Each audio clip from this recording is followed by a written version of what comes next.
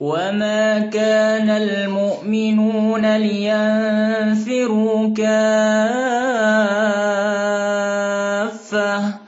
فلولا نفر من كل فرقة منهم طائفة ليتفقهوا في الدين ولينذروا قومهم إذا رجعوا إليهم لعلهم يحذرون.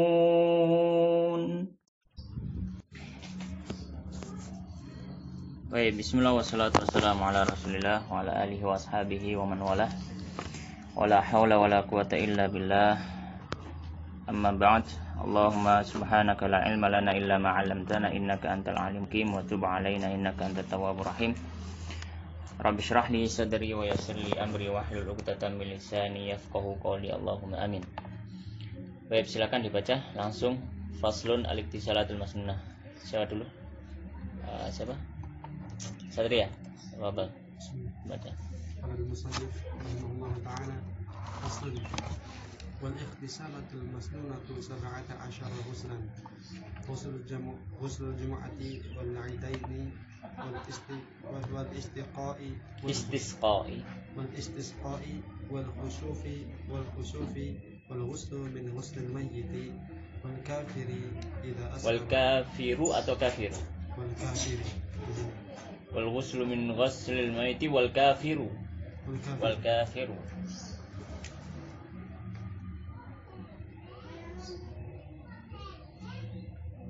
Di situ sebentar. Di sini kok diharokati wal kafiru ya?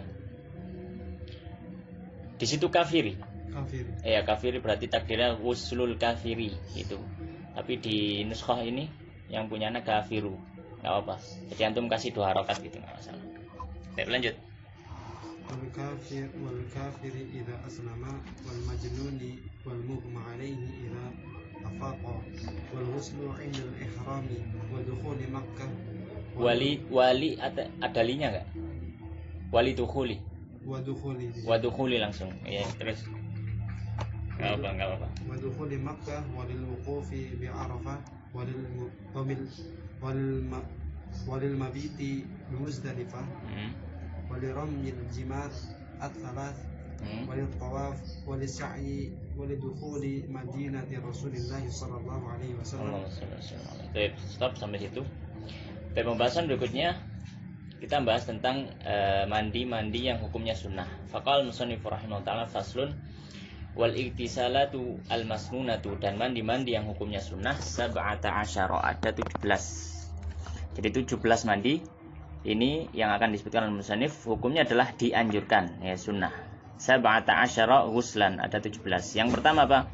Ghuslul jum'ah. Mandi Jumat itu hukumnya sunnah.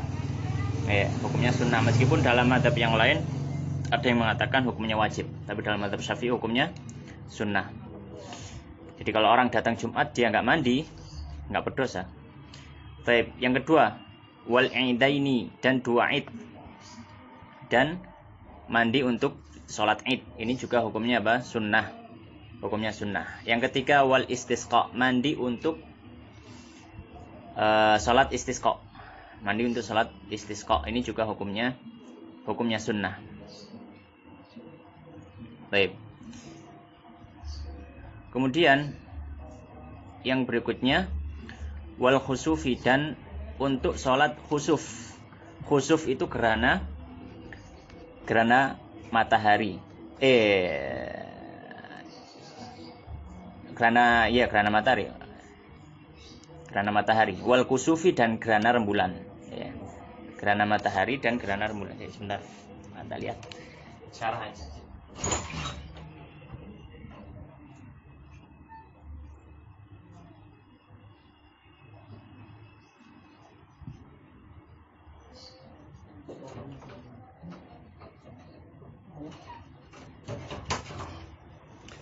Sambil lihat syarahnya. Khusuf gerhana matahari, maksudnya Khusuf al-khusuf lil qamar. Afan. Berarti wal khusufi dan gerhana rembulan. Wal khusufi dan gerhana matahari. Kemudian yang keenam, wal ghuslu dan mandi min ghasilil mayyiti dari mandikan mayit. Ini juga sama hukumnya sunnah. Ketika orang memandikan jenazah, maka disunahkan dia untuk mandi setelah memandikan jenazah. Kemudian yang berikutnya, yang ketujuh ya berarti al-kafiru, orang yang kafir, idza aslama, ketika dia masuk Islam. Kalau orang kafir, kalau dia masuk Islam, maka disunahkan untuk mandi. Tapi dengan catatan, selama masa kafirnya dia belum terjadi padanya sebab-sebab wajib mandi. Kalau misalkan ketika dia kafir, dia terjadi padanya sebab-sebab yang wajib untuk mandi, maka ketika dia masuk Islam wajib untuk mandi, bukan sunnah lagi. Jadi misalkan kalau orang kafir, ketika dia masih kafir dia pernah junub, atau ketika masih kafir dia pernah haid, kemudian suci. Ketika dia kafir, meskipun dia sunnah mandi, tidak sah mandinya karena dia masih kafir. Maka ketika dia masuk Islam wajib untuk mandi. Jadi di sini kafir ketika dia masuk Islam adalah kalau misalkan belum terjadi padanya sebab-sebab mandi wajib. Tapi kalau ketika masa kafirnya terjadi sebab-sebab mandi wajib, maka wajib baginya untuk mandi ketika masuk Islam. Baik, yang ke-8 al-majnunu, yang ke-8 orang gila. Orang gila maksudnya di sini orang gila ketika dia sudah sadar, siuman. Ya. Baik. Kata Imam Syafi'i ya, sering terjadi bahwasanya orang yang gila ketika dia sering terjadi ketika orang yang gila itu pasti akan junub ya. Kemudian yang ke-9 wal mughma alaihi, dan orang pingsan.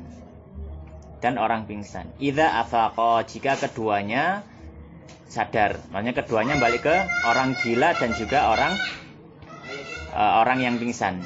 Jadi orang gila kalau dia sadar sunahkan untuk mandi. Orang pingsan kalau dia sadar disunahkan untuk mandi. Ya, mahallu sunniyatil ghusluna. Ya, jadi untuk orang gila dan orang mughma alaih ini disunahkan mandi kalau tidak yakin dia junub atau yang semisalnya. Tapi kalau dia yakin dia junub, dengan apa? Dengan misalkan mengetahui dari tanda, misalkan di kemaluannya misalkan ada maninya ya, dan seterusnya, maka wajib untuk mandi. Atau misalkan perempuan ya, misalkan ketika sadar kelihatan bahwasanya alhamdulillah dia habis haid, misalkan ada darah misalkan, maka dia wajib mandi. Baik. Kemudian yang ke-10 wal ghuslu, dan mandi indal ihrami, ketika mau haji atau umrah ya kan, ketika di mikotnya maka disunahkan untuk mandi. Yang ke-11 wa lidukhuli Makkah, ketika hendak masuk Makkah ini dianjurkan untuk mandi ya, dianjurkan untuk mandi bagi orang yang datang ke Mekah ya, sebelum masuk Mekah dianjurkan untuk mandi. Baik, sebagaimana dalam riwayat Ibnu Umar. Kemudian yang ke-12 walil wukufi, dan untuk wukuf di Arafah. Ketika orang akan wukuf di Arafah, maka disunahkan dia untuk mandi ketika waktu haji ya, ketika hendak wukuf ya, maka disunahkan mandi, kemudian dia wukuf di Arafah.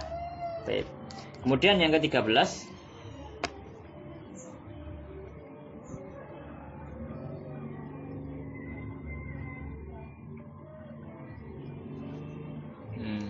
sebentar. 6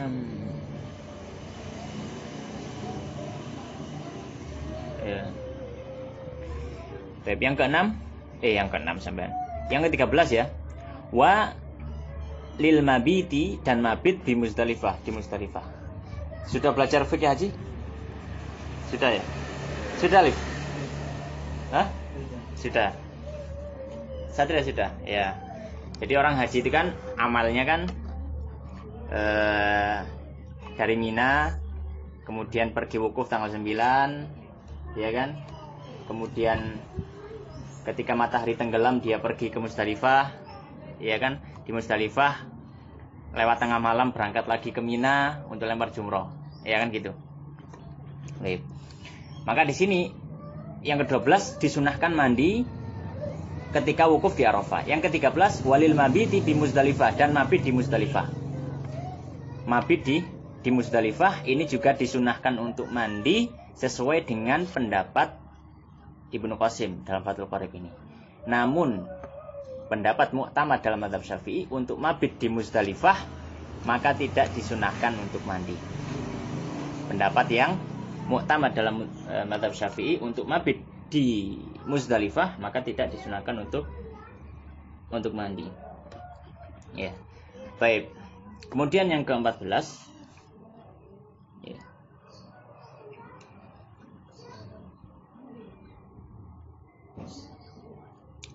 Yang ke-14 wa liramil jimari salasi, dan untuk melempar jumroh yang 3. Melempar jumroh yang 3. Makanya di hari Tasrek tanggal 11, 12, 13. Maka setiap harinya dianjurkan untuk mandi. Adapun jumroh Aqobah, maksudnya lempar jumroh yang baru dari Musdalifah, maka ini tidak disunahkan untuk mandi. Ya, maka tidak disunahkan untuk mandi. Jadi yang disunahkan untuk mandi tadi ketika apa? Di Mina wukuf, di Arafah wukuf, mandi sebelum. Kemudian di Musdalifah menurut salah satu pendapat dalam mazhab Syafi'i disunahkan mandi, tapi yang mu'tamad tidak. Kemudian sampai Mina lempar jumroh Aqobah, itu juga tidak disunahkan mandi. Ya, tidak disunahkan mandi. Kemudian besoknya mau lempar jumroh 3, ya, maka ini apa? Disunahkan mandi. Besoknya lagi tanggal 12 disunahkan mandi.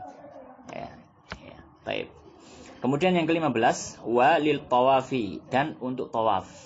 Ya, untuk tawaf maka disunahkan juga untuk mandi ketika orang hendak tawaf. Kemudian yang ke-16 wa li sa'i, ketika hendak sa'i. Ya, ketika hendak sa'i.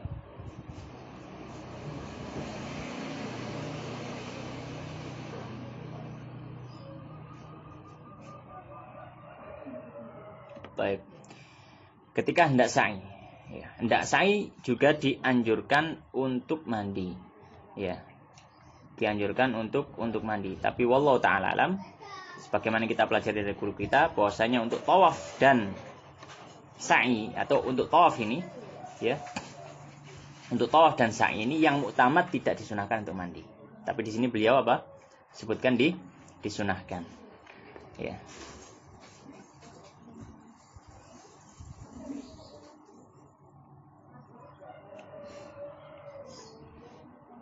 Baik, kemudian yang terakhir wa yang ke-17 lidukhuli madinati Rasulillah, ketika hendak masuk kota Nabi sallallahu alaihi wasallam, yaitu kota Madinah. Jadi ini adalah mandi waktu-waktu atau tempat-tempat yang dianjurkan untuk apa? Mandi sebelumnya. Baik, kemudian berikutnya faslun, silakan dibaca. Faslun wal mashu 'alal khuffaini jaizun bi thalathati syara'id. An yabtadi lubasahuma ba'da kamalid taharati wa ay yakuna satiraini li mahalli ghuslil fardi minal qadamaini wa ay yakuna mimma yumkinu tatabu'ul masyi alaihima wa yamsahul muqimu yawman wa laylatan wal musafiru thalathata ayyamin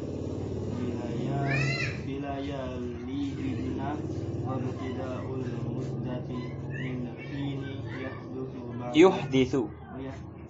Di situ apa? Yahdutsu. Min hini yuhditsu. Iya, ganti. Itu harokannya salah berarti. Yahdutsu terjadi. Kalau yuhditsu berhadas. Min hini yuhditsu, ketika dia berhadas, itu maksudnya. Itu ba'da lubasil khuffaini wa in fasahafil hadori sunna.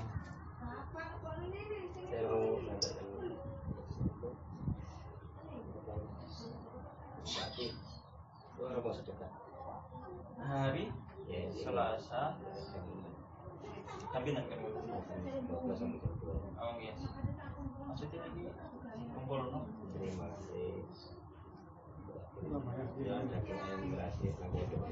Oh, gini. Setelah terima berarti. Oh, gini. Salam. Ya, lanjut. Tsumma safara aw masaha fis safari tsumma aqama atamma masha muqim. Wa yabtulul mashu bi thalathati asya'a bi khal'ihima wa qida'il muddati wa ma yujibul ghusl. Baik. Pembahasan berikutnya tentang al-masah. Al-masah 'alal khuffain.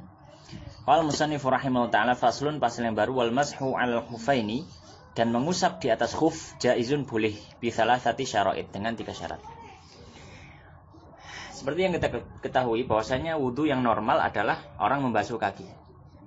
Ya, wasilu wamsahu bi ru'usikum wa arjulakum. Waksilu arjulakum ilal ka'bain. Tapi dalam beberapa kondisi diperbolehkan orang itu tidak membasuh kakinya ketika dia memakai khuf. Dia cukup mengusap di atas khufnya. Mengusap apa? Membasahi tangannya dengan air, kemudian dia usap dari atas. Ya, di atas yang bagian luar seperti ini. Ya, kemarin kita sempat bahas di Imam Syafi'i pas ngaji. Ya, Satria. Ya. Baik. Maka mengusap khuf ini adalah jaiz, boleh.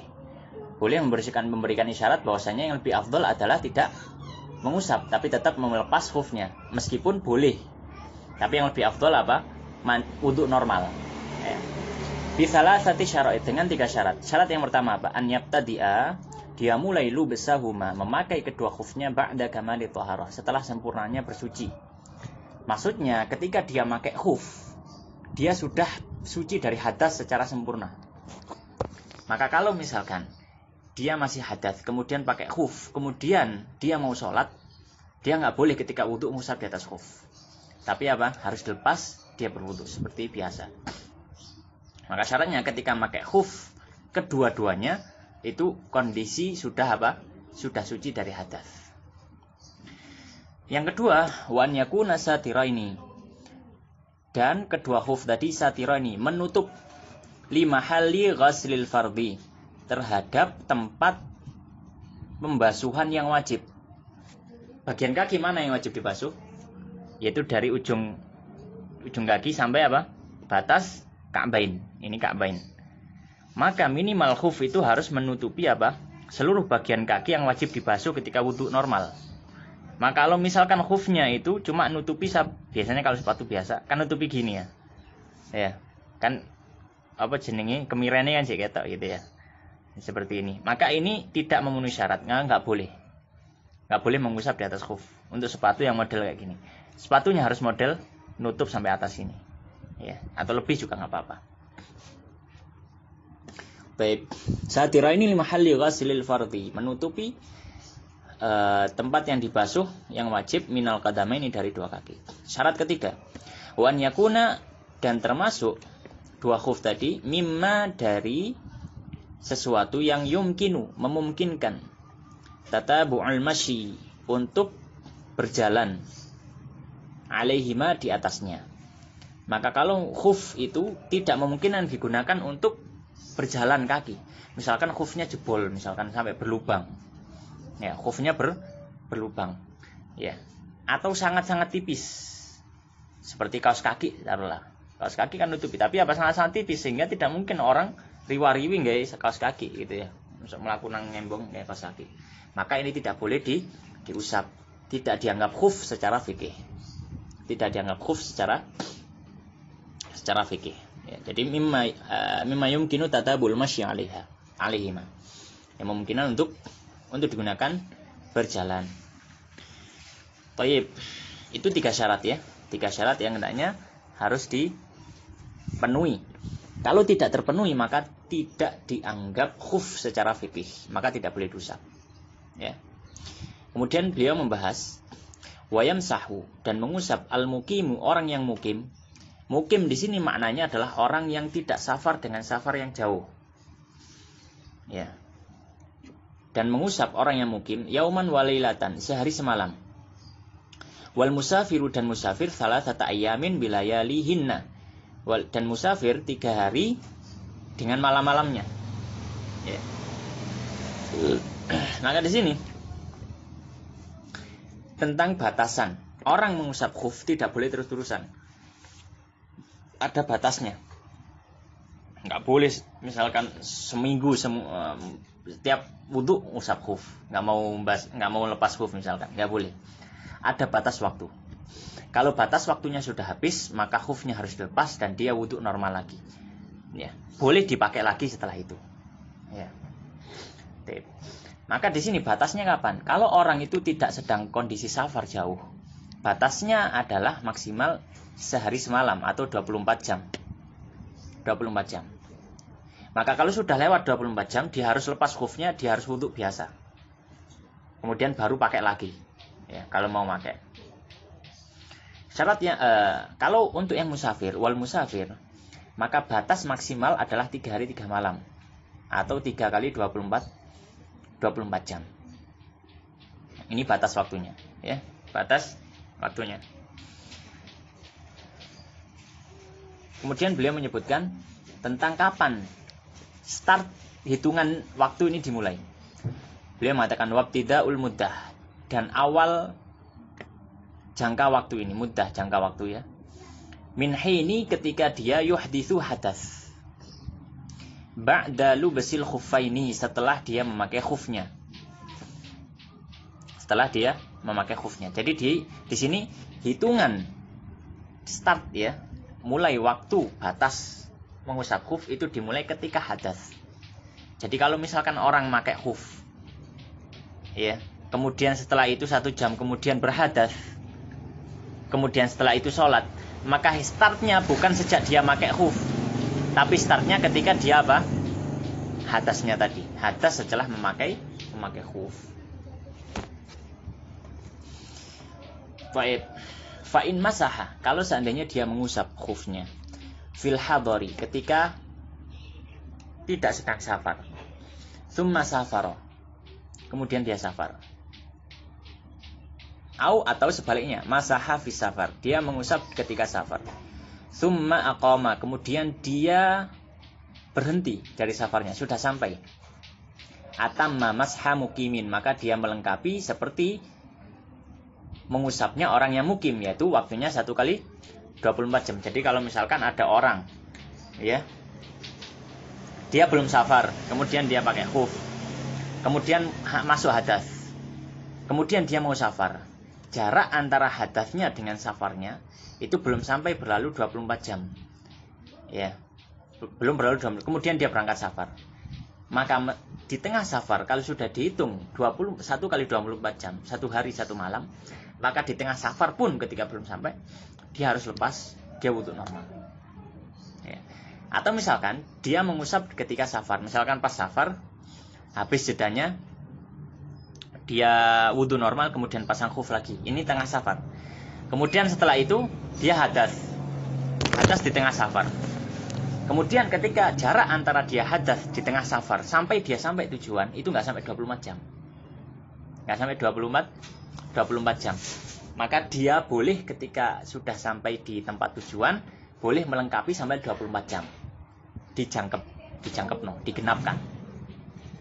Ya, atau mamas hamukimin. Maka di sini yang dianggap adalah mengusap ketika mukim, yaitu jaraknya, batas waktunya adalah 24 jam, 1 kali 24 jam saja. Ya, ini kalau misalkan jarak ya antara hadasnya dengan safarnya atau sampai tujuannya itu belum berlalu 24 jam. Ya, belum berlalu 24 jam. Kalau misalkan dia safar, ketika dia di tengah safar dia wudu normal, kemudian pakai khuf, kemudian lanjut perjalanan dia hadas. Ya, dia hadas. Kemudian di tengah hadas ya, dia mengusap sampai lewat 24 jam tapi belum sampai tujuan. Sudah lewat 24 jam belum sampai tujuan. Maka ini setelah lewat 24 jam. Maka ketika dia sampai otomatis sudah habis. Nggak bisa nggak bisa menggenapkan 2 hari aja, nggak bisa. Ketika dia sampai tujuan, maka sudah habis otomatis. waktu mengusapnya. Maka ketika sampai tujuan dia harus lepas dan dia wudu normal. Baik, kemudian pembahasan berikutnya, wa yabtulul mashu, dan batal mengusap di atas khuf ini bisalah sati asya, dengan 3 hal. Yang pertama bi khal'ihima, dengan melepas khufnya atau lepas tanpa sengaja. Kalau khufnya lepas, termasuk juga lepas di sini atau terlepas, gak sengaja terlepas, atau sudah tidak layak untuk diusap.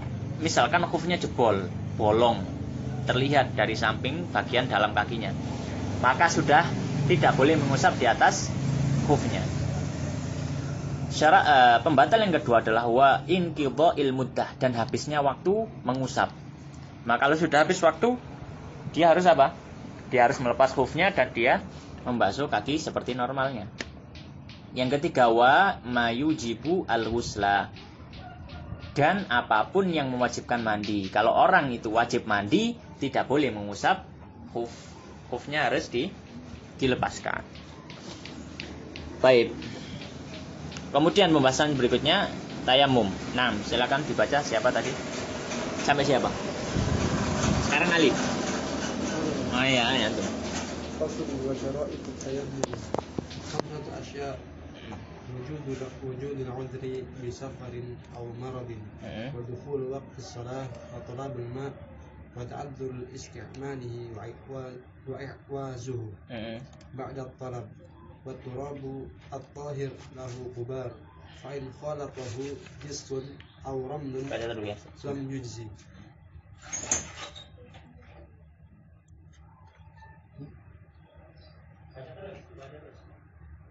Wa faraiduhu arba'atu asya' an-niyyah wa mashul wajhi wa mashul yadaini ma'al mirfaqain wa tartib wa sunanuhu thalathatu asya' at-tasmiyah wa taqdimul yumna 'ala al-yusra wal muwalah walladhi yubtilu at-tayammum thalathatu asya' ma abtala al-wudu' wa ru'yatul ma'i bi ghairi waqti shalah wa riddah wa sahibul jaba'ir yamsahu. Sampai situ. Baik, pembahasan berikutnya adalah tayamum. Qala musannif rahimahullah taala, faslun, pasal yang baru. Wa syara'itu tayamum. Pembahasan tayamum. Tayamum jelas ya, tayamum adalah pengganti dari wudu. Ya, pengganti dari wudu. Orang kalau tidak ada air atau tidak bisa menggunakan air, boleh untuk apa? Tayamum. Tapi harus ada syarat-syarat yang harus dipenuhi. Maka beliau menyebutkan syaratnya dulu. Faslun, pasal yang baru. Wa syara'itu tayamumi, syarat-syarat tayamum. Khamsatu asya, ada 5. Ada 5 syarat tayamum. Yang pertama apa? Wujudul udhri, adanya udzur, bisafarin au maradin, karena dia safar atau sakit. Harus ada alasan kenapa kok dia tayamum. Alasannya ada 2. Alasannya karena dia safar dan tidak mendapati air, tentunya ya. Dia safar dan tidak mendapati, bukan cuma safar, tapi safar dan tidak mendapati air. Gitu. Kalau safar dia mendapati air, nggak boleh tayamum. Bisafarin, yang pertama karena safar. Kemudian atau marad, atau sakit, sehingga tidak memungkinkan untuk pakai air. Sehingga tidak memungkinkan untuk pakai air. Kalau dia sakit tapi masih memungkinkan untuk pakai air, masih memungkinkan untuk pakai air, maka dia wajib pakai air. Misalkan penyakitnya ringan. Kecuali kalau penyakitnya, kalau dia pakai air, penyakitnya makin parah, atau sembuhnya makin lama, atau bahkan bisa sampai kepada kematian, maka ya nggak boleh, dia harus tayamum. Ya kalau sampai kematian ya. Tapi kalau misalkan sakitnya makin parah atau apa, maka diperbolehkan untuk apa? Tayamum. Atau kalau misalkan dia pakai air, nanti akan meninggalkan bekas luka di tempat-tempat yang terlihat, di wajah misalkan, ya, atau di tangan, bagi orang laki-laki misalkan, ataupun perempuan ya di tangan, maka dia juga boleh untuk apa? Bertayamum. Jadi intinya orang yang sakit yang tidak memungkinkan untuk memakai air. Ini syarat yang pertama. Syarat yang kedua, wadukhulul waqti, masuknya waktu sholat. Wadukhulul waqti sholati, masuknya waktu sholat. maka tidak boleh orang itu tayamum sebelum masuknya waktu sholat wajib. Sebelum masuknya sholat, misalkan zuhur jam 12. Zuhur jam 12. Dia mau tayamum untuk sholat zuhur. Maka tidak boleh tayamum untuk sholat zuhur sebelum jam 12. Dia tayamum jam setengah 11, setengah 12 misalkan. Untuk apa? Untuk zuhur, maka nggak boleh. Ya. Maka tidak diperbolehkan. Syarat yang ketiga, wa talabul ma'i, dan sudah mencari air. Kalau misalkan dia tidak bisa memakai, dia tidak mendapati air. Syarat yang ketiga harus apa? Ada usaha untuk mencari. Ada usaha untuk mencari. Itu bagi orang yang tidak mendapati air. Tapi orang yang tidak bisa memakai air, nggak usah mencari. Namanya nggak bisa. Dan itu. Talabul ma', mencari air. Ya.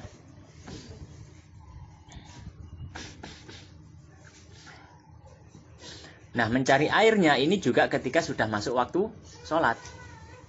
Ya, ketika sudah masuk waktu sholat. Yang keempat, wa ta'adzuru isti'malihi, dan tidak bisa memakai air. Dan tidak bisa memakai air. Ini yang keempat. Tidak bisa memakai air. Wa i'wazuhu, dan kebutuhannya terhadap air, balik ke ma, ya. Balik ke air.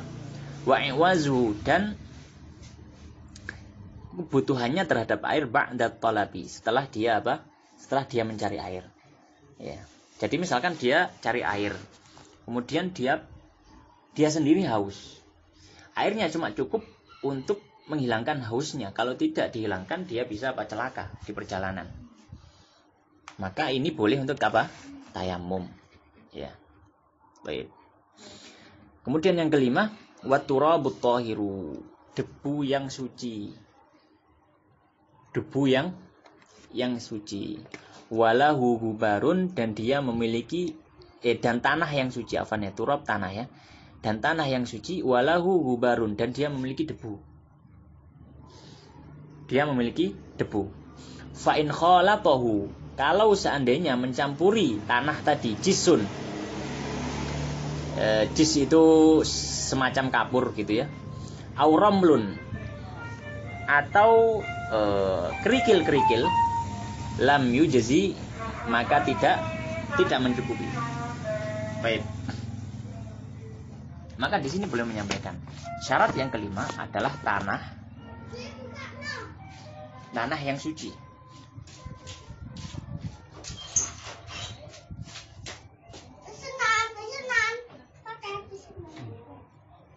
Tanah yang suci. Maka kalau tanahnya tidak suci, tidak bisa digunakan untuk tayamum. Misalkan tanahnya bercampur dengan najis, nah bisa untuk tayamum ya. Tidak bisa untuk tayamum. Kemudian lahu hubar, dia memiliki debu. Maka kalau tanahnya itu becek, ada debunya enggak? Ya ada. Tanah becek atau tanah yang semi lempung, ngerti lempung ya? Agak tanah lempung gitulah. Maka ini juga nggak bisa untuk apa? Untuk tayamum, karena nggak ada hubarnya sama sekali. Nggak ada hubarnya sama sekali.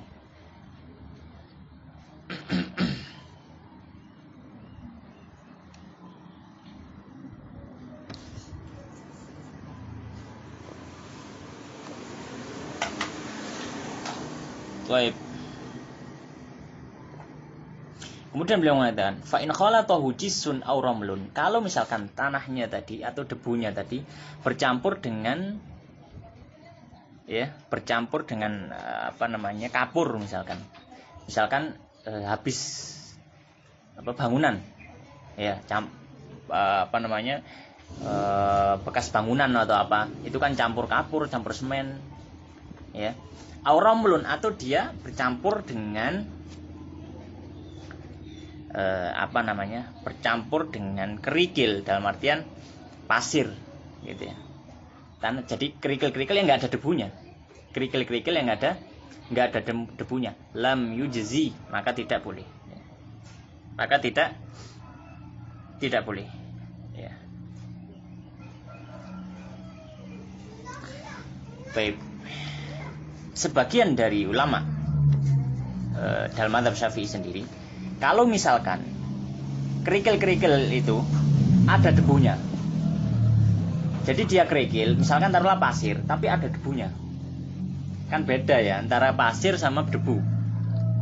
Kalau pasir itu bisa terbang, kalau dia nggak bisa terbang itu kerikil. Pasir itu kan nggak bisa terbang. Kalau pasir loh ya, pasirnya. Tapi kalau debu itu bisa terbang. Nah, kalau misalkan di pasir itu dia ada debunya, berdebu, ya, maka ini boleh. Ya, maka ini boleh. Ya. Baik. Tapi kalau misalkan dia itu murni cuma pasir saja, kayak pasir kayak apa namanya? Bangunan. Pasir buat bangunan dan dia nggak ada debunya sama sekali. Ya, dia nggak ada debunya sama sekali. Cuma pasir. Ya, maka itu nggak boleh. Jadi memang harus tanah yang ada debunya. Dan tidak boleh tercampuri dengan unsur luar seperti kecampuran semen atau kapur, nggak boleh. Baik. Kemudian beliau sebutkan sekarang setelah syaratnya beliau sebutkan fardunya. Wa faraiduhu, dan fardu tayamum arba'atu asya. Kewajiban untuk tayamum ada 4. Yang pertama niat, harus ada niat. Harus ada niat tentu, innamal a'malu binniyat. Kemudian yang kedua wa mashul wajhi, mengusap wajah. Mengusap wajah. Ya, mengusap wajah seperti yang kemarin ya. Ya, wajah batasnya seperti dalam wudu. Ini harus diusap. Ya, harus diusap, diratakan ke bagian atas atau bagian luar wajah, ya.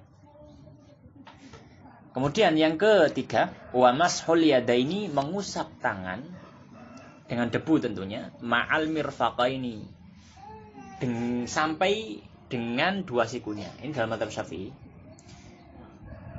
Tayamum itu bukan cuma sampai telapak tangan. Yang muktamad, kita katakan yang muktamad dalam mazhab Syafi'i. Tapi sampai sini. Ya, sampai siku. Sikunya juga enak. Ya, kalau mau dalilnya panjang. Tapi sebagian ulama dalam mazhab Syafi'i, ya, sebagian ulama dalam mazhab Syafi'i termasuk Imam Nawawi memilih sampai telapak tangan saja. Sampai telapak tangan saja. Jadi tayamum ini kemudian sampai sini. Sudah. Apakah yang muktamad dalam mazhab Syafi'i, mukul wajah, mukul ya, sini, kemudian sini. Baik. Kemudian yang keempat, wat tartibu, dan berurutan. Ya, berurutan antara wajah dan tangan. Enggak boleh tangan dulu baru apa? Baru wajah. Baik. Kemudian beliau menyebutkan qala wa sunanuhu, dan sunah-sunahnya salah satu asya, tiga hal. Sunah-sunahnya ada 3 hal. Sunah dalam tayamum. Yang pertama tasmiyah, membaca basmalah. Yang pertama apa? Membaca basmalah ya, di awal tayamumnya. Ya, tadi bismillah, senepuk, kemudian mengusap. Yang kedua wa taqdimul yumna 'alal yusra, mendahulukan yang kanan daripada yang kiri. Ini sunnah. Tangan kanan dulu, baru kemudian apa? Tangan kiri. Yang ketiga wal muwalah, dan berkesinambungan. Ini juga sunnah. Ya, maksudnya misalkan nepuk satu, kemudian buat wajah, kemudian habis itu entah pergi kemana, ada kebutuhan, kemudian lanjut tayamum, boleh. Tapi yang afdal dia ngulangi lagi dari awal. Yang terakhir dalam pembahasan tayamum adalah pembatal tayamum. Qala walladzi yubtilu tayammum, dan yang membatalkan tayamum salah satu asya, ada 3 hal. Yang pertama, kullu ma abtalal wudu, setiap yang membatalkan wudu maka membatalkan tayamum. Pembatal wudu kemarin ada berapa yang disebutkan di sini? Ada 6. Ya, semuanya itu membatalkan tayamum. Ya, dari keluarnya sesuatu dari kubul atau dubur, kemudian menyentuh wanita yang ajnabiyah, kemudian menyentuh zakar, menyentuh lubang dubur, ya. Kemudian hilang akal karena sakar atau junun, ya. Atau igma, ya. Gila, hilang akal karena mabuk atau pingsan, ya, dan seterusnya. Baik. Kemudian yang berikutnya yang kedua ya, wa ru'yatul ma'i, dan melihat air fi ghairi waqti shalah, di luar waktu salat. Melihat air di luar waktu salat. Ya. Maksudnya di luar waktu salat ini adalah sebelum dia melakukan salat. Dia tayamum, mau salat, dia safar ini, enggak ada air, dia tayamum lah. Kemudian ketika mau salat melihat air atau ada air, maka nggak boleh dia lanjut tak sholatnya kau nganggo tayamum, nggak boleh. Maka batalah tayamumnya, dia harus ambil air lagi tadi, dia gunakan untuk wudu, kemudian dia baru sholat. Dia baru sholat. Baik.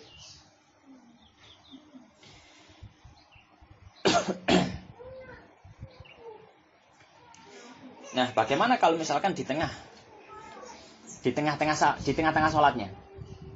Di tengah-tengah sholatnya kemudian ada air. Misalkan di tengah sholat dia sholat pakai tayamum, kemudian ketika itu ada air. Ada perincian yang panjang, cuma yang kita praktekkan ya. Karena kita di tempat yang kalau safar, insya Allah kita safar di tempat yang keumuman ada air gitu ya. Maka kalau di tengah-tengah sholat kita mendapati air, maka yang afdol adalah membatalkan sholatnya. Yang afdol membatalkan sholatnya, kemudian dia tayamum pakai air. Ya bukan afdol ya, Afan. Bukan afdol. Sebentar.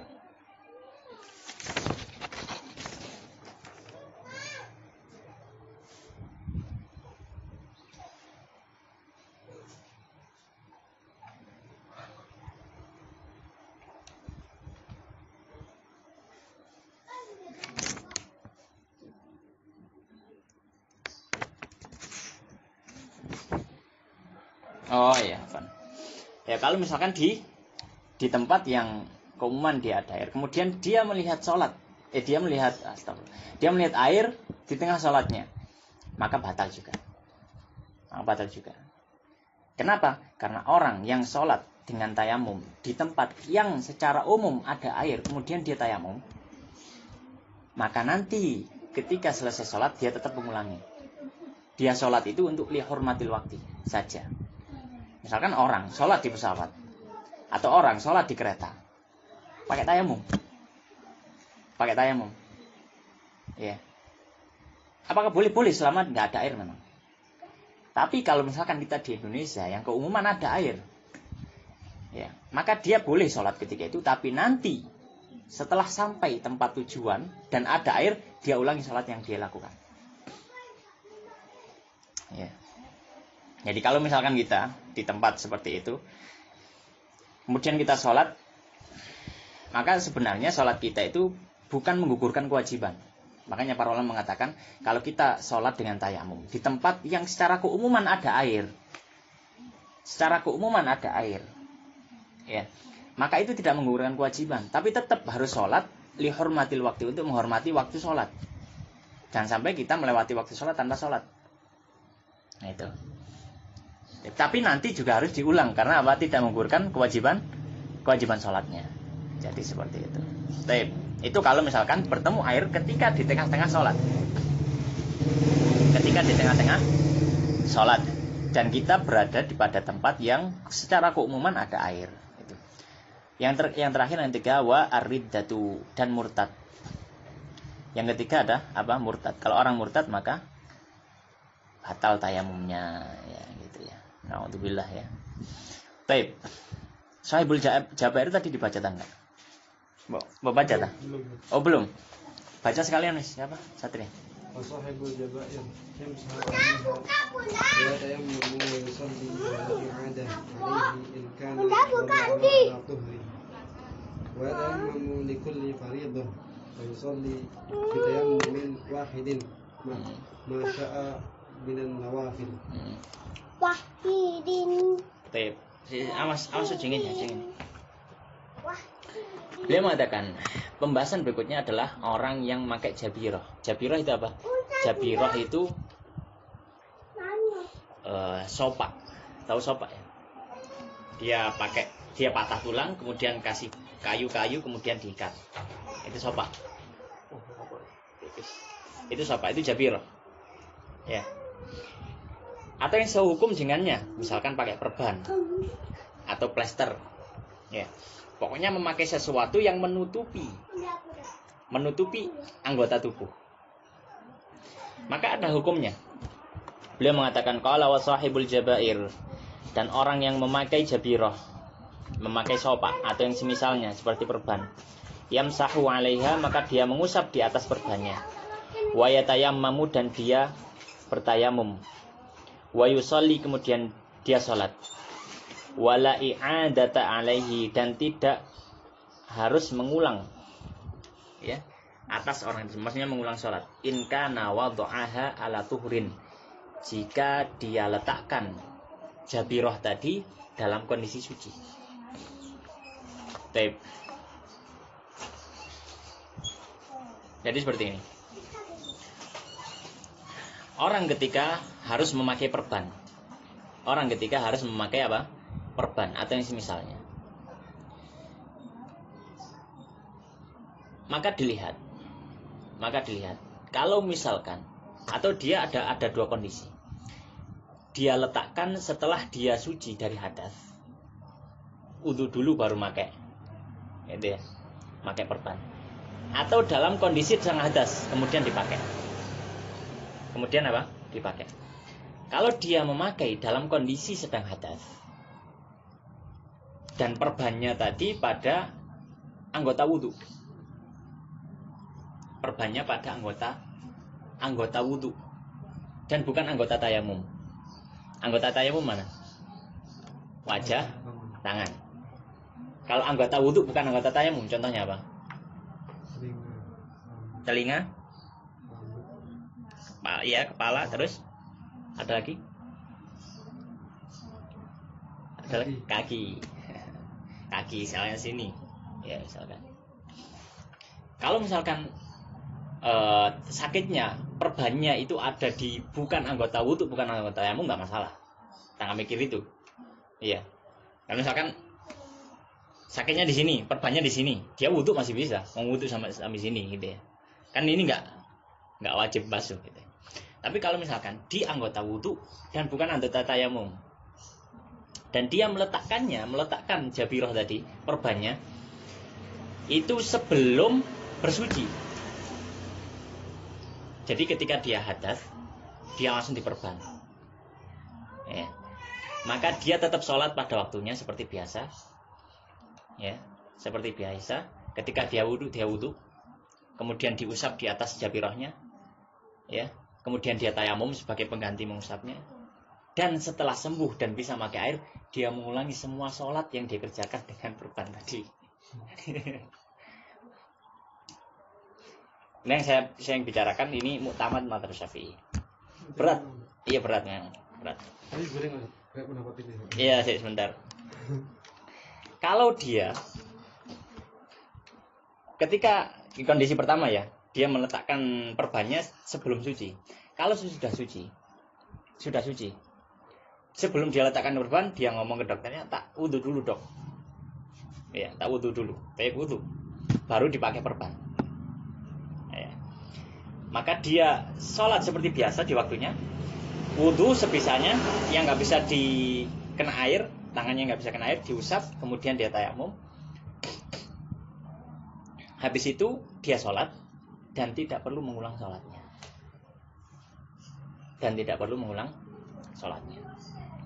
Baik. Caranya bagaimana kalau misalkan orang yang orang yang sakit tadi kemudian pakai perban? Caranya dia wudu, misalkan taruhlah yang sakit kakinya, sini diperban sini, patahlah atau kecekluk atau apa, diperban. Iya, perban. Baik. Dia wudu seperti biasa.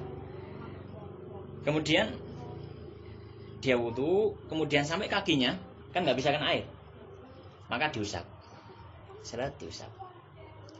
Kemudian setelah itu ketika sampai sini, ketika dia sudah ngusap, dia pakai handuk, dibersihkan anggota tayamumnya, habis itu tayamum. Setelah tayamum dia melanjutkan membasuh kaki yang satunya. Jadi ada dua, double. Dia ya wudu, tiga. Ya wudu, ya mengusap di atas perbannya, ya tayamum. Itu caranya gitu. Ada riwayatnya dalam Abu Dawud, Nabi menyampaikan pada sahabat, hendaknya kamu berwudu, kemudian kamu bertayamum dan mengusap di atas perbannya. Caranya seperti itu. Dari sisi mengulang atau nggak mengulang, nah itu tadi. Nah, orang yang meletakkan setelah dalam kondisi suci, itu tidak perlu mengulang kan tadi ya, tidak perlu mengulang. Tapi dengan catatan, itu pun dengan catatan. Dengan catatan apa? Dengan catatan perbannya tidak diletakkan pada anggota tayamum. Kalau perbannya ada di anggota tayamum, maka mengulang secara mutlak. Baik dipakai setelah suci atau sebelum suci. Misalkan perbannya ada di sini, plasternya ada di wajah, atau ada di tangan. Maka dia mengulang setelah itu secara mutlak. Kenapa? Karena dia seperti orang yang tidak bisa atau tidak mendapati alat bersuci. Karena wudhu nggak sah, dalam tanda kutip, wudhu nggak sah, karena nggak kena tayamum pun nggak sah, karena tangannya nggak bisa kena debu. Maka dia sholat seperti sholatnya apa? Faqidut tahurain, orang yang tidak punya dua alat bersuci. Tapi dia tetap sholat sebagai kehormatan waktu. Barangkali belum sembuh, dia sudah dipanggil Allah, dia punya hujah. Ya Allah, saya sudah sholat semampunya. Tapi tidak menjatuhkan dari hukum kewajiban untuk mengulangi sholatnya. Itu kalau apa? Di anggota tayamum. Nah, ini adalah rincian dalam Mu'tamad mazhab Syafi'i. Dan sebagian mazhab yang lain dan beberapa ulama Syafi'iyah memilih tidak usah mengulang sholat secara mutlak. Sebagian dari ulama Syafi'iyah, sebagian kecil. Dan juga beberapa mazhab yang lain. Atau mazhab yang lain ya, memilih tidak perlu mengulang secara mutlak. Sebagian ulama lah kita katakan seperti itu. Jadi kalau sudah sholat semampunya ya sudah, nggak usah mengulang lagi. Mungkin ini lebih ringan ya, tapi kalau mau iltizam atau mengamalkan mazhab Syafi'i, karena memandang ini lebih hati-hati atau memandang alasannya lebih kuat, silakan ya. Tapi kalau misalkan dia melihat sepertinya alasan mazhab yang tidak perlu mengulang ini lebih kuat gitu ya, maka ya silakan dia memilih pendapat tersebut. Ala kulli hal itu tentang masalah jabirah ya. Kemudian beliau mengatakan wa yatayammamu likulli fardhatin, dan dia bertayamum setiap salat fardu. Wa yusalli, dan dia salat bitayammumin wahidin, dengan tayamum satu, masya'a, apa yang dia kehendaki, minan nawafili, dari salat sunnah. Kalau orang tayamum niatnya adalah untuk salat wajib, maka hanya berlaku untuk satu salat wajib. Nanti kalau salat wajib lagi dia harus ulangi tayamum. Nggak boleh dia satu tayamum untuk dua salat wajib atau tiga salat wajib. Ya.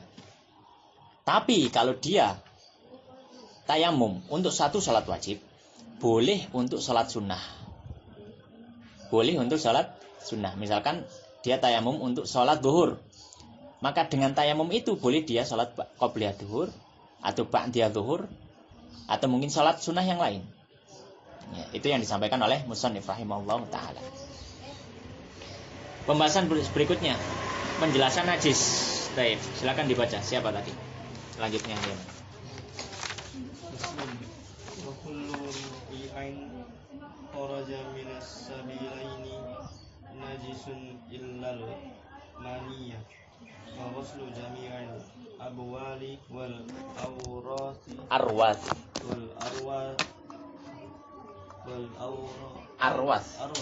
Di situ apa? Auras, waras, arwas, raus. Enggak, salah itu berarti. Roknya dulu. Salah itu, salah. Arwas, roknya dulu.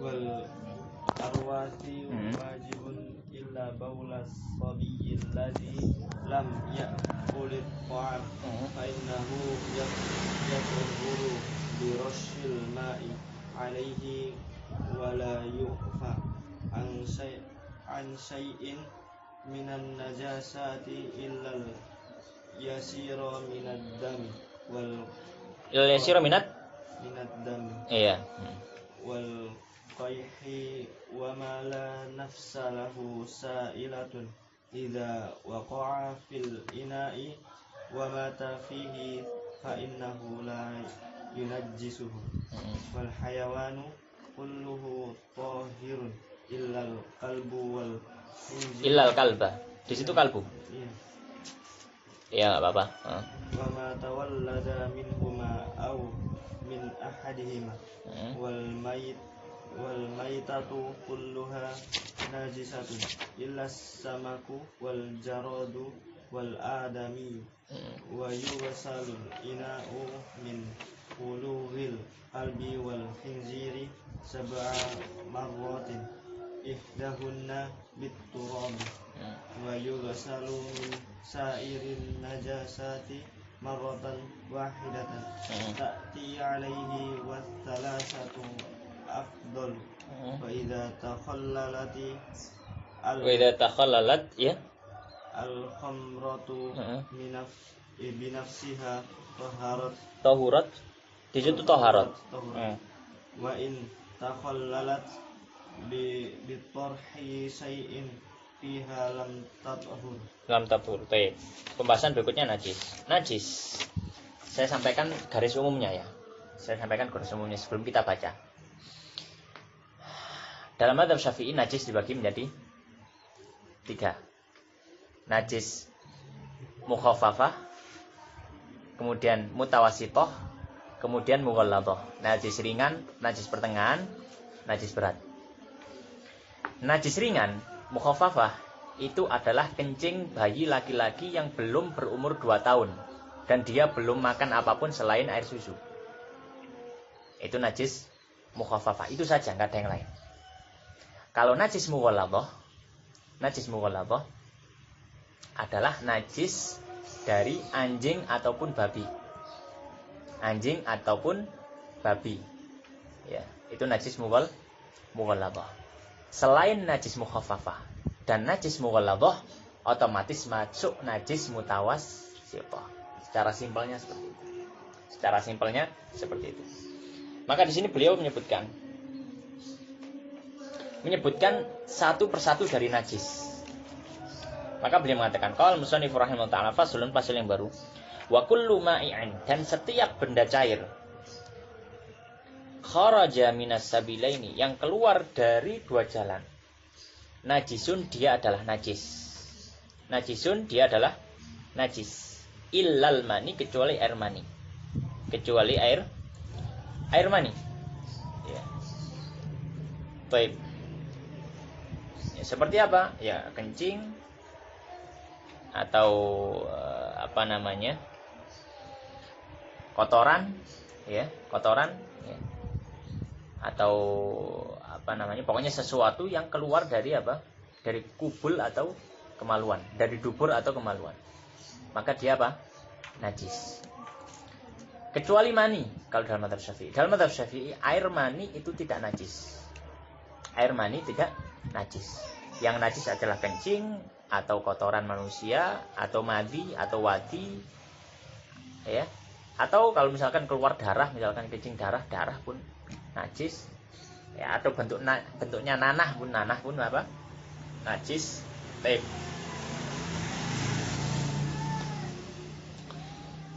Kemudian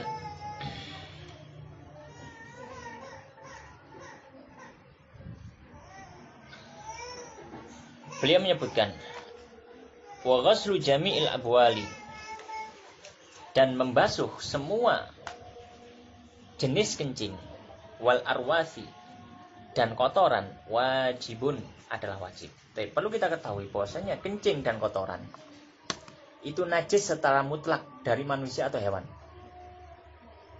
Tidak ada kotoran atau kencing dari hewan atau manusia yang suci. hewan meskipun yang halal untuk dimakan, kotoran ayam tetap najis, kencing sapi tetap najis, ya.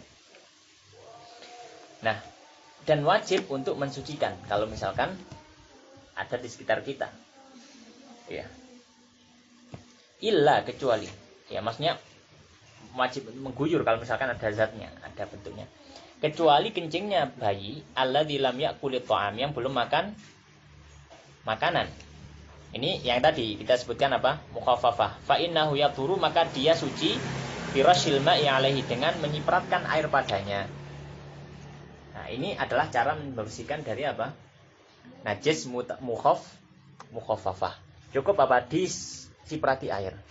Tapi dengan syarat, bukan cuma diciprati biasa. Syaratnya cipratan air tadi harus menyeluruh ke bekas kencingnya. Maka misalkan bayinya kencing kemudian kena separuh inilah, maka tidak boleh nyipratinya cuma sekali gini, maka harus diratakan.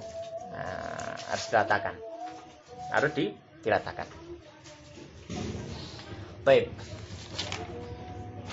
Birasyil ma'i alaihi wala yu'fa. Ya. Kemudian apa? Wala yu'fa an syai'in, dan tidak dimaafkan dari sesuatu pun minan najasati, dari najis. Illal yasir, kecuali yang sedikit, minad dam wal kaihi, dari darah ataupun nanah. Hukum asalnya najis ya tidak dimaafkan, najis ya tetap najis. Tapi ada beberapa hal yang dimaafkan. Seperti apa? Contohnya darah sedikit, ini dimaafkan. Darah yang sedikit ini apa? Najis yang dimaafkan. Ya. Najis yang dimaafkan. Misalkan pas nyembelih sapi, kemudian kita kecipratan sedikit darah, ini termasuk darah yang dimaafkan. Termasuk darah apa ya? Yang dimaafkan. Atau darah kita sendiri. Ya, misalkan apa? Bisul, jerawat atau apa, ada darahnya pas kita sholat, maka ini dimaafkan. Dan juga nanah, termasuk nanah. Karena nanah adalah darah juga. Wa ma la nafsalahu, dan sesuatu yang tidak memiliki jiwa nafs, di sini maknanya adalah darah. Dan sesuatu yang tidak memiliki darah, sa'ilatun, yang mengalir. Dalam artian kalau anggota tubuhnya itu dipatahkan, disobek atau apa, tidak ada darah yang mengalir. Seperti apa? Ya, seperti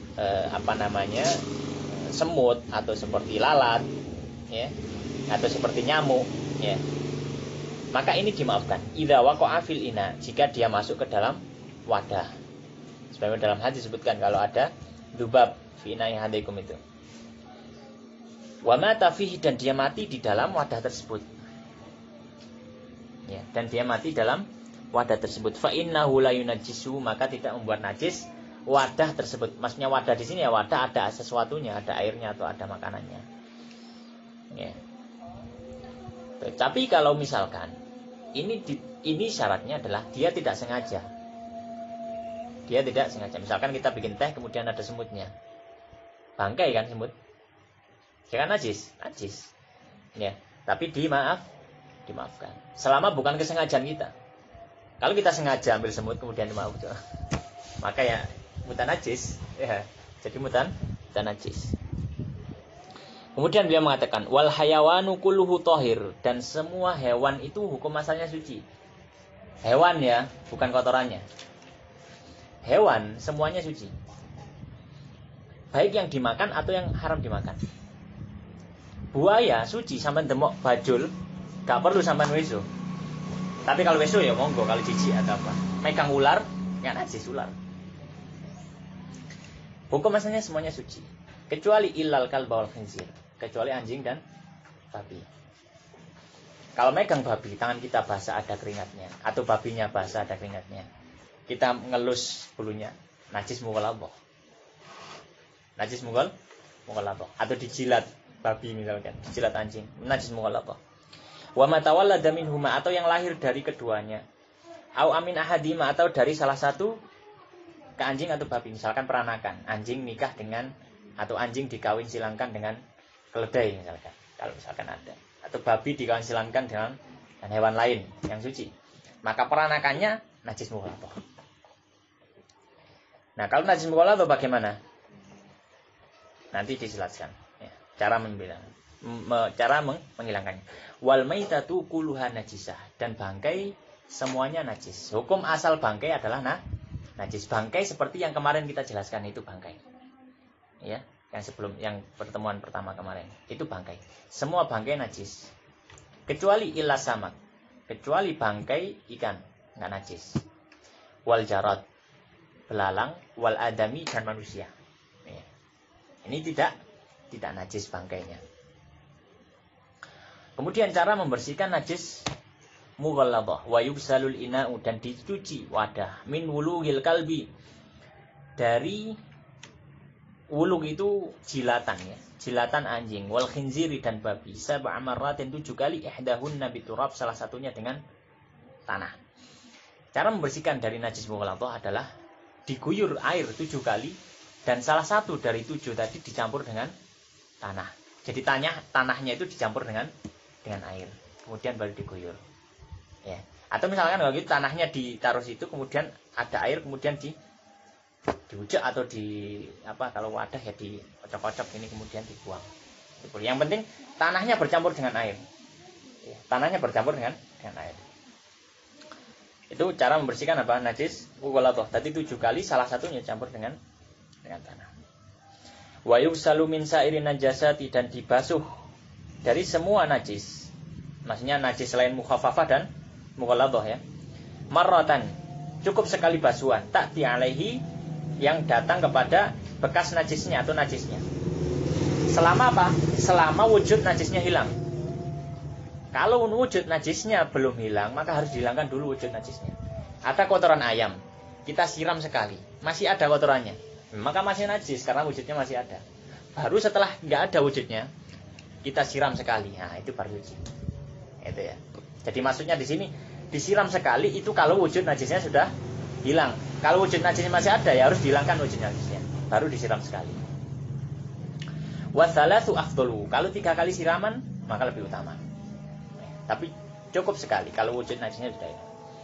Kemudian beliau membahas tentang istihalah. Istihalah itu sesuatu yang dia hukumnya asalnya najis, tapi dia bisa jadi suci. Qala wa idza takhallalatil khamratu, dan apabila takhallalat itu menjadi cuka. Wa idza takhallalat, dan jika menjadi cuka. Al khamratu, miras. Kalau miras menjadi cuka. Binafsiha, dengan sendirinya. Tahurat, maka dia jadi suci. Kalau zaman dulu orang bikin cuka itu bikin dari khomer. Orang bikin miras dulu. Miras tadi kemudian dibiarkan lebih lama. Ya, atau entah ada caranya, pokoknya dibiarkan saja. Ada caranya tapi. Kemudian nanti baru apa jadi cuka. Jadi cuka itu proses sebenarnya pernah jadi apa? Khomer. Pernah jadi khomer. Maka kalau dia berubah secara sendirinya, cukanya tadi nggak najis. Cukanya tadi nggak najis. Karena dalam mazhab Syafi'i, miras itu najis. Ya, minuman keras, ya, selama dia minuman, dia cair, maka najis. Kalau dia benda padat nggak najis, meskipun menghilangkan akal. Sabu-sabu nggak najis. Tapi kalau kayak putian, ya, ciu, ya, pokoknya minuman keras lah, maka dia najis. Nah, kalau dia sudah jadi khomer, dia jadi cuka, maka nggak najis cukanya. Syaratnya apa? Syaratnya dia jadi cuka dengan sendirinya, tanpa ada unsur memasukkan benda lain. Makanya di sini wa in khullilat. Di situ wa in khullilat. Wa in takhallalat. Jika menjadi cuka, ya. Bitarhi syai'in fiha, dengan melempar sesuatu ke dalamnya. Lam tathur, maka tidak jadi suci cukanya. Misalkan dikasih benda lain untuk mempercepat proses jadi cuka, maka kalau jadi cuka dia tetap najis. Ini kalau cuka zaman dulu. Tapi kalau cuka zaman sekarang itu prosesnya sudah beda. Ya, enggak jadi khomer, ya. Jadi kalau cuka zaman sekarang ya insyaallah aman. Terakhir ini masalah haid. Lanjut baca enggak ya? Kita baca lah, kita habiskan insyaallah. Besok kita bahas sholat. Siapa? Ayah, tafadhal.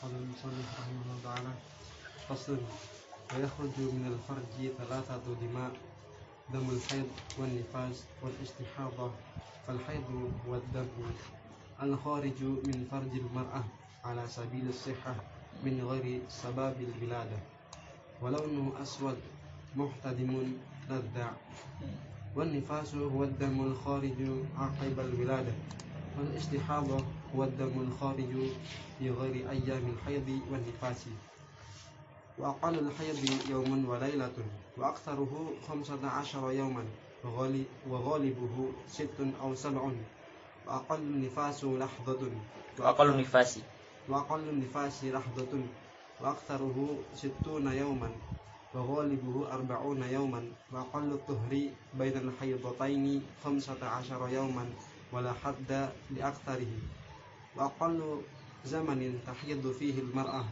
9 سنين وأقل الحمل 6 أشهر وأكثره 4 سنين وغالبه 9 أشهر ويحرم بالحيض والنفاس 8 أشياء الصلاة والصوم وقراءة القرآن ومس المصحف وحمله ودخول المسجد والطواف والوطأ والاستمتاع بما بين السرة والرحبة ويحرم على الجنوب 5 أشياء الصلاة وقراءة القرآن ومس المصحف وحمله والطواف واللبث في المسجد ويحرم على محدث 3 أشياء الصلاة والطواف ومس المصحف وحمله. Baik, pembahasan yang terakhir dalam pembahasan taharah adalah haid, nifas dan haid dan nifas. Baik. Darah yang keluar dari farji mar'ah itu ada 3. Ada 3. Yang pertama darah haid, yang kedua darah nifas, yang ketiga darah istihadhah. Darah istihadhah ini adalah darah yang keluar bukan haid dan bukan nifas, itu namanya istihadhah. Istihadhah itu hukumnya seperti suci. Hukumnya seperti suci. Baru haid dan nifas ini yang ada hukum tersendiri. Kita bahas dulu haid. Pembahasan secara umum haid, itu adalah darah yang keluar dari farji mar'ah. Darah tabi'i, darah normal yang keluar dari farji mar'ah. Ala sabili sihhati. Dia menunjukkan kesehatan reproduksi wanita. Menunjukkan kesehatan reproduksi wanita.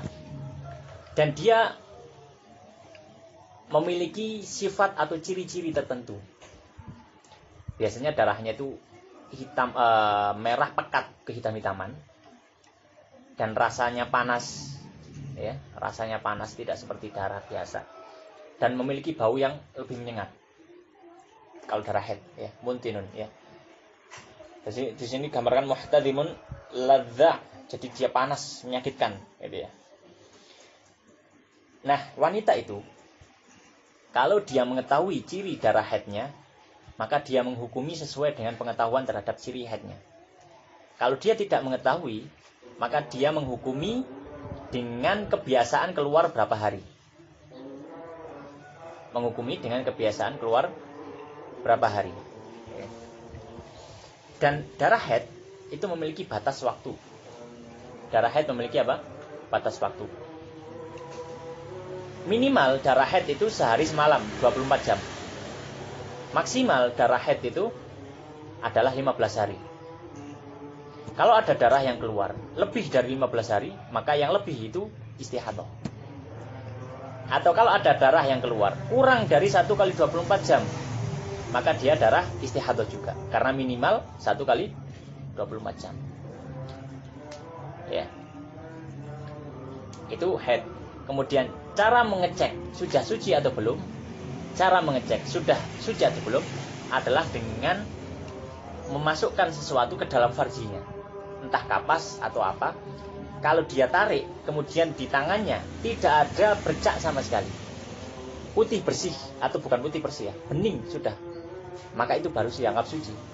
Tapi kalau misalkan kalau perempuan pakai softtek, di softeknya nggak ada bercak, tapi ketika dia masukkan sesuatu ke dalam farjinya, ketika ditarik keluar masih ada bercak, maka dia belum suci. Maka dia masih belum apa? Belum suci. Baik. Adapun nifas itu juga sama, dia darah tapi keluarnya setelah keluarnya janin. Darah yang keluar setelah keluarnya janin. Dan batas minimalnya adalah sebentar. Ya, sekali keluarnya. Lahdhah di sini. Dalam riwayat lain disebut dalam kitab yang disebut Majah. Batas maksimal adalah 60 hari. Batas maksimal 60 hari. Ya. Kalau selama 60 hari, kemudian 61 masih keluar darah, maka hukumnya apa? Istihadah. Baik. Kita akan baca. Qala al-musannif rahimahullah taala faslun yang baru wa yakhruju minal farji, dan keluar dari farji perempuan salah satu tiga darah, damul haid, darah haid, wa nifas dan nifas, wal istihadah dan istihadah. Fal haidu, maka darah haid itu huwa dam, dia adalah darah al kharij yang keluar min farjil mar'ah, dari kemaluan perempuan, ala sabili sihhati, dalam bentuk atau yang menunjukkan kesehatan reproduksinya. Ya.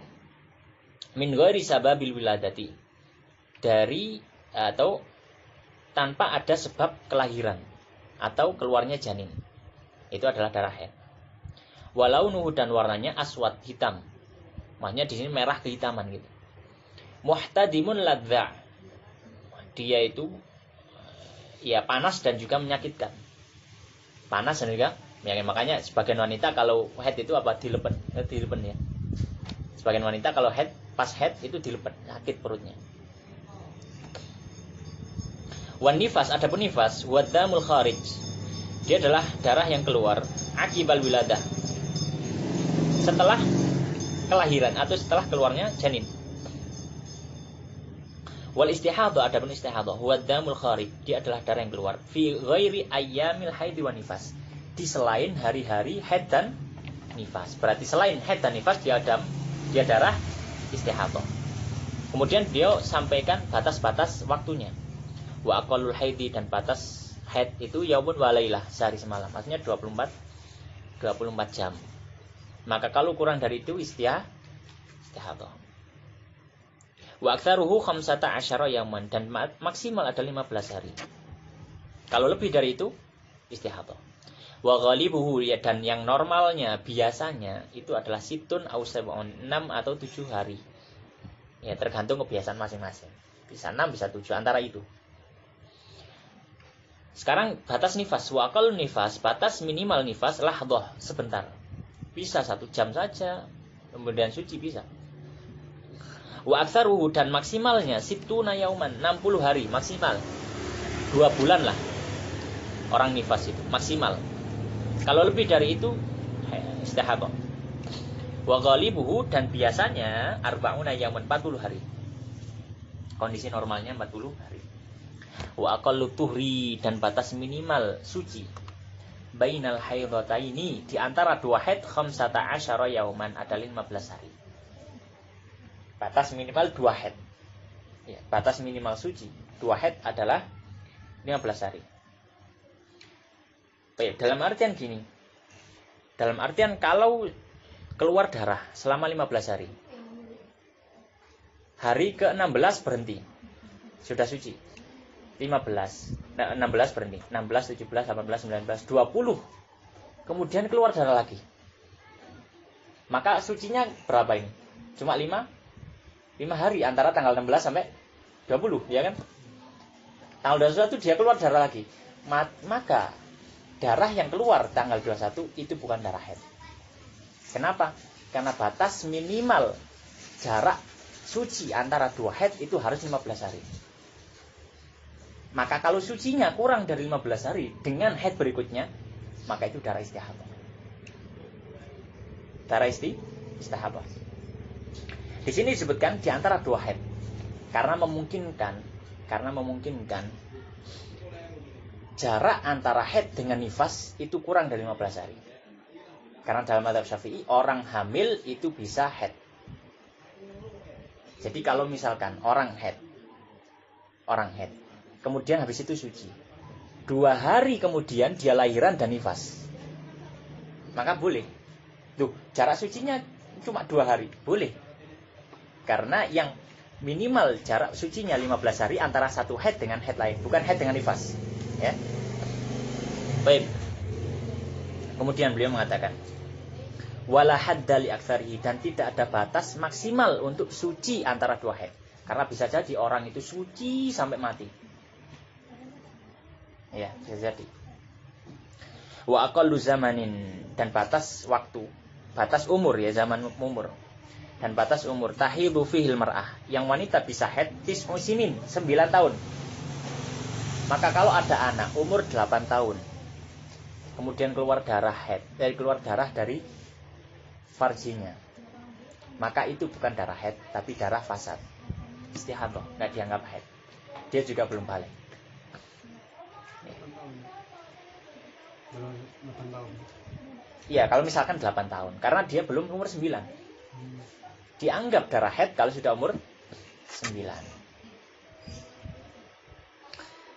Ya. Wa aqallu al-hamli, dan batas minimal orang hamil itu sittatu asyhur, 6 bulan. Wa aktsaruhu, dan batas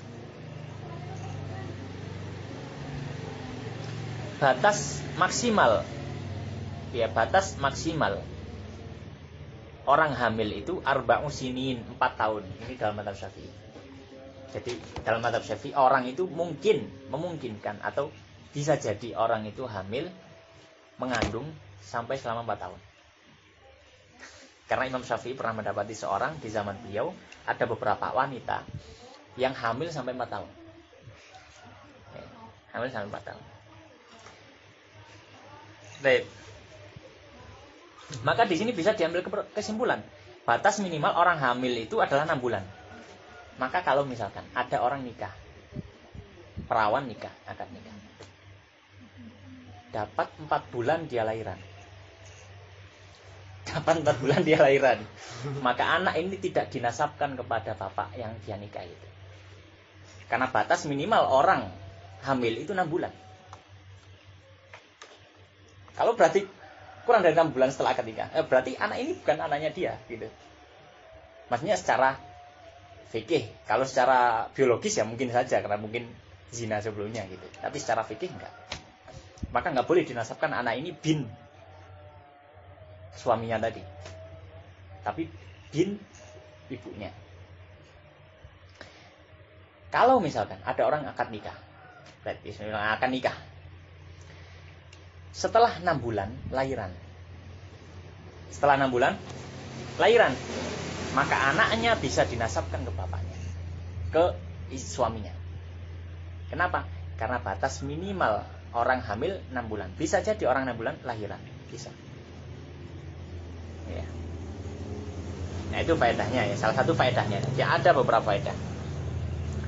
Baik, wa ghalibuhu tis'atu asyhur, dan batas normalnya itu orang hamil ya 9 bulan. Kemudian ketika orang haid dan nifas ada hal-hal yang diharamkan. Di sini beliau sebutkan. Sudah adzan belum ya? Belum di sini. Belum ya? Belum. Baik, kita baca.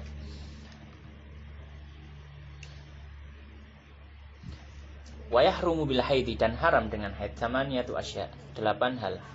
Yang pertama salat, as-salatu. Haid nifas enggak boleh salat. Yang kedua wasaumu, puasa, enggak boleh puasa. Yang ketiga qiraatul Quran, membaca Al-Qur'an. Wanita haid dan nifas enggak boleh baca Quran. Wa masul mushafi, dan mengusap mushaf. Wa hamluhu, dan membawanya. Juga sama hukumnya.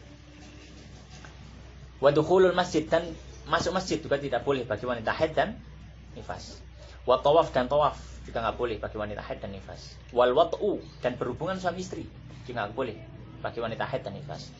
Wal istimta'u, dan bercumbu bima baina surah, dengan bagian tubuh antara pusar warukbati dan lutut. Ini juga tidak boleh.